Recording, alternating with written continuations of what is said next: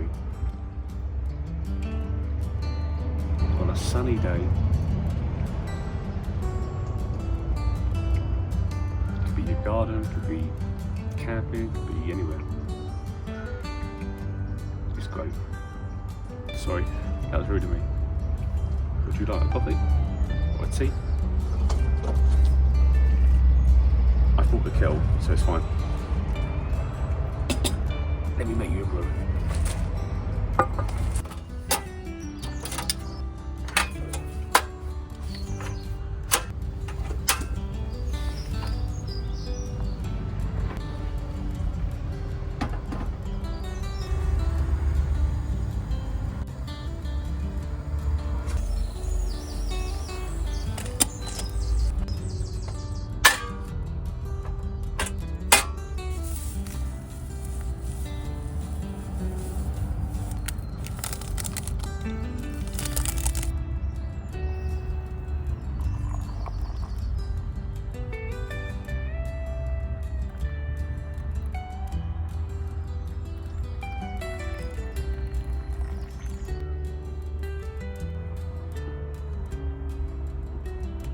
Got you a nice cup of tea in the Stay Wild mug.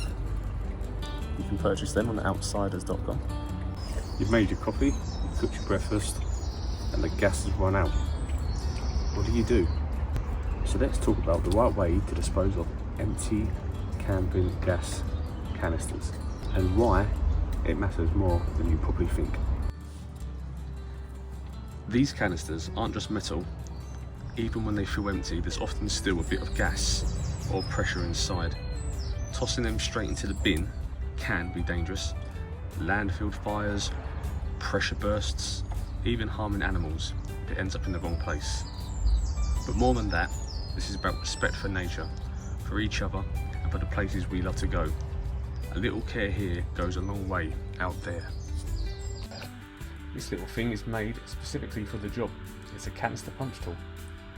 Super simple, just line it up and push. It takes some effort though, especially with just your fingers. It comes with a D-loop, which you can attach to your keys or hang somewhere. It also has a thread, so you can attach it to a pole or lantern.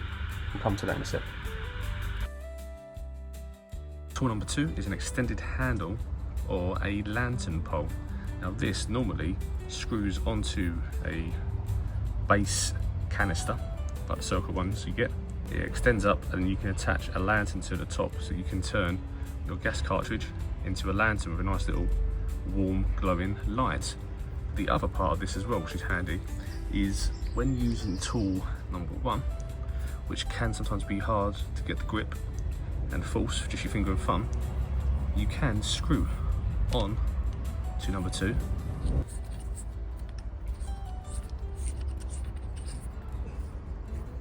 Like so, and now you've got an handle and some leverage, so you'll probably be able to force it far easier than just using your thumb and your finger. Tool number 3 is an old school Churchwarden key. Now this one's a bit of a wild card. A Churchwarden key used for opening tins. It's not made for gas, but with care it can work. Just make sure you clean it properly, or better yet, keep one for gas and one for food. You can also use this thing for DIY stoves and vent holes. You know, it's proper bushcraft hobo multi-tool. There are 2 other tools as well I'd like to bring up. There's this tool, which is designed again perfectly for these cylindrical gas canisters, which allows you to purchase a good grip and force holes into the can. Don't have one yet, but I will be getting one very soon. They're on Amazon for about £7. And there's also this one, which I don't own, but it is the Jetboil Crunch Kit. And again, this is designed specifically for the Jetboil gas canisters. It also works on other brands, similar style with the screw thread. You can screw it onto the middle, so it's really tight, and then you can push down with it and it pierces holes. Again, not one I have, but you can get them on Amazon. They're a bit more expensive. They range from like £12 upwards. So let's go through how to use some of these tools.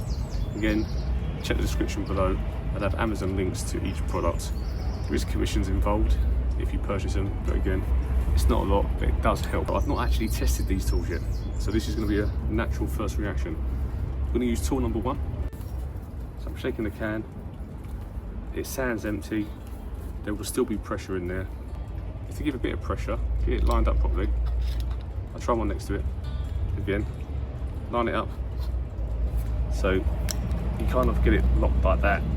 Yeah, it's not actually as hard as you think. You wedge it in and you just push. But if you've got weak hands or arthritis or things, it may be trickier. Try tool number 2. So we're going to take tool 1 combined with the lantern tool. I'm just going to screw it on.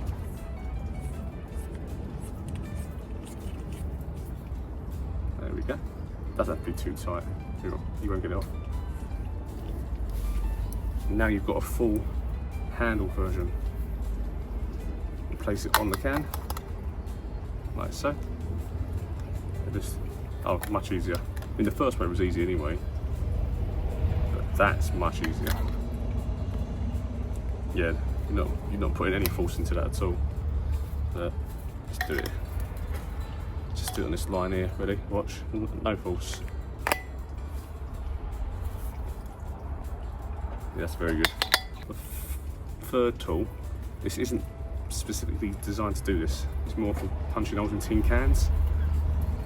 And like I said, use one for food, one for this if you're going to use these. But you can make your own wood burning stoves and stuff using the Churchwarden key, as well as opening tin cans. What I've seen people say to do is you place it on the end like this again. You push in. Okay. It does work, but again it takes a bit more force actually. But this one, straight on. And you can just pop that all day. So easy, look. All the holes there. The purpose of this is to release the built up pressure. Try and aim for 2 holes minimum, but I've put it all the way around. What you're allowed to do next after that is you can crush this can to a smaller size. You can even put a marker on it with a Sharpie. I don't know what the symbol would be that you'd use, but maybe an X or something to show that it's been crushed. But anyone looking at this in the recycling would see that it's been completely depressurized with the holes. Just check with your local council, whoever you use for the rules, but this can go to even go into your recycling bin as tin metal, so you can recycle this as scrap metal. It's a small thing, but it does make a big difference. If we want to keep enjoying the outdoors, whether it's wild camping or just our own gardens, we've got to take responsibility for the little things too. Adventure smart, respect nature, and take care of your gear, even when you're done with it. I'm Donnie, this is the Outsydas. There'll be more trails, tips coming very soon. Don't forget to like and subscribe.